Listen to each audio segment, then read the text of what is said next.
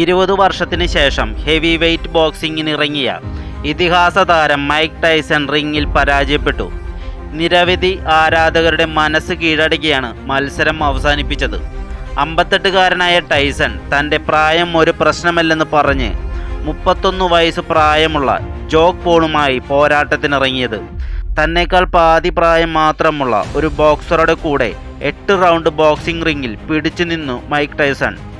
എന്നാൽ മത്സരത്തിൽ തയ്യാറെടുപ്പിനിടെ സംഭവിച്ച ഒരു ആരോഗ്യ പ്രശ്നം അദ്ദേഹത്തിൻ്റെ മരണത്തിൻ്റെ പടിവാതിക്കൽ വരെ എത്തിച്ചിരുന്നു എന്ന് മൈക്ക് ടൈസൺ വെളിപ്പെടുത്തി.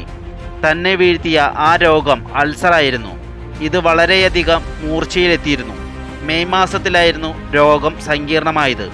കടുത്ത വേദന അനുഭവിച്ചതായും തൻ്റെ ശരീരത്തിൽ നിന്ന് 8 തവണ രക്തം നഷ്ടപ്പെട്ടതായും ഇതേ തുടർന്ന് ജൂലൈയിൽ നടക്കേണ്ടിരുന്ന ടൈസൺ ജയ്പോൾ മത്സരം മാറ്റിവെച്ചിരുന്നു.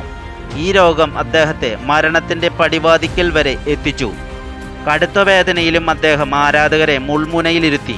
തന്നേക്കാൾ പ്രായം കുറഞ്ഞ 31 വയസ്സ് മാത്രമുള്ള ജോക്ക് പോൾ അദ്ദേഹത്തെ പരാജയപ്പെടുത്തിയെങ്കിലും 12 കോടിയിലധികം ആളുകൾ ഈ മത്സരം കണ്ടതായി റിപ്പോർട്ടുണ്ട്.